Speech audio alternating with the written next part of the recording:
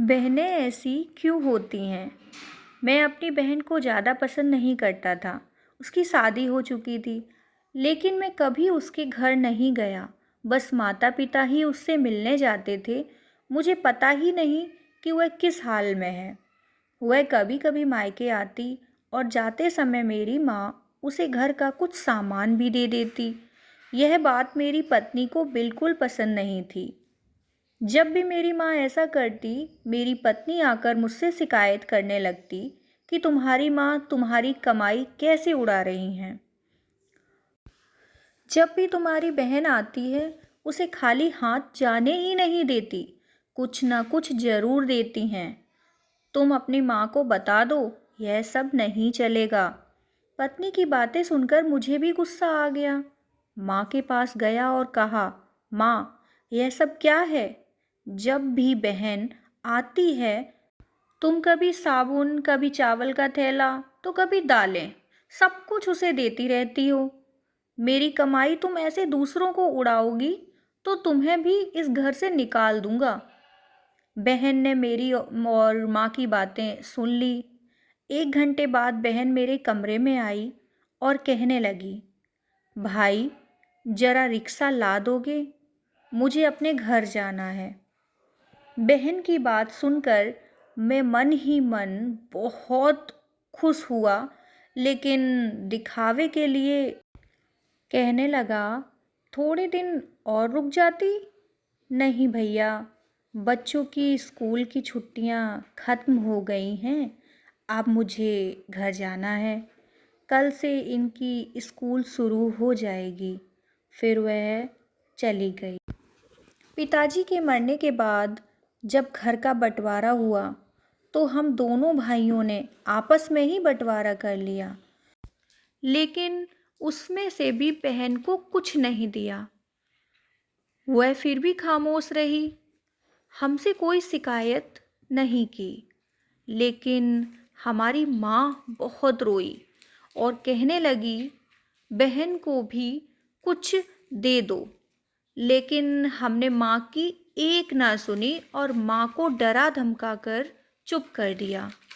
अब बेचारी विधवा औरत, अगर हम उसे घर से निकालते तो वह कहाँ जाती, इसलिए चुप हो गई।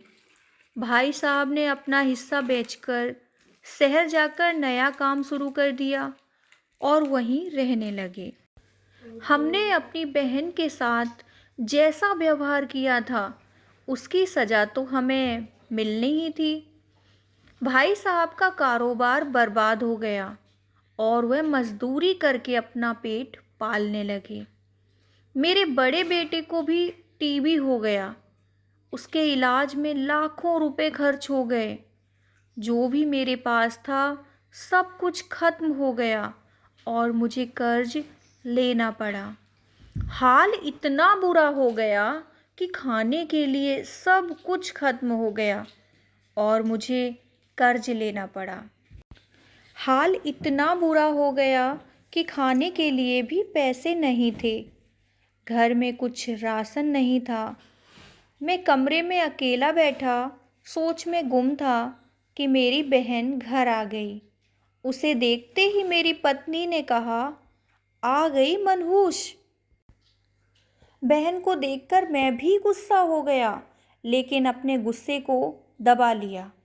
वह मेरे बच्चे के पास गई, उसे देखा और फिर मेरे पास आकर बैठ गई। मेरे भाई, क्या तुम परेशान हो? यह कहते हुए उसने मेरे सर पर हाथ फेरा। बड़ी बहन हूँ तुम्हारी, तुम मेरी गोद में खेले हो। अब देखो, अपनी बहन से भी बड़े हो गए हो कि बहन को कुछ नहीं बताते, अपना दुख भी नहीं बताते। यह कहते हुए उसने अपने सोने के कंगन निकाले और मेरे हाथ पर रख दिए। मेरे भाई, परेशान ना हो, यह कंगन बेच दो, अपने घर का राशन भर दो, अपने बच्चे का इलाज भी करा दो, और पैसों की ज़रूरत हो तो बेझिझक कह देना अपनी बहन से। मैं तुझे इस हालत में नहीं देख सकती और हाँ, जाकर नाई से अपनी दाढ़ी भी बनवा ले।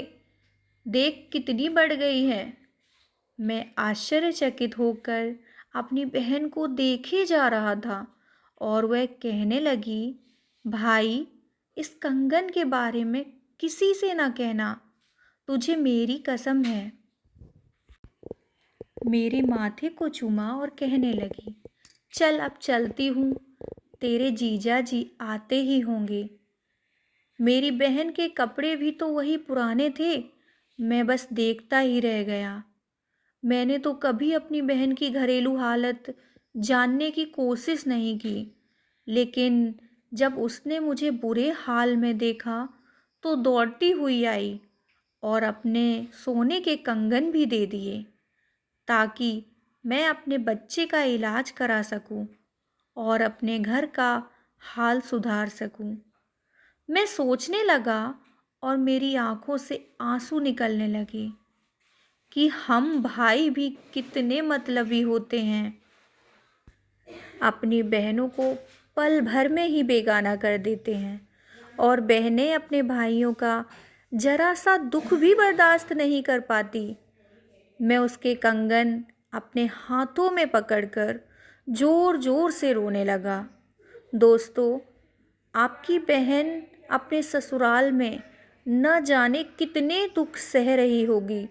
कुछ समय उसके पास बैठकर उसका हाल चाल जानने की कोशिश ज़रूर करें।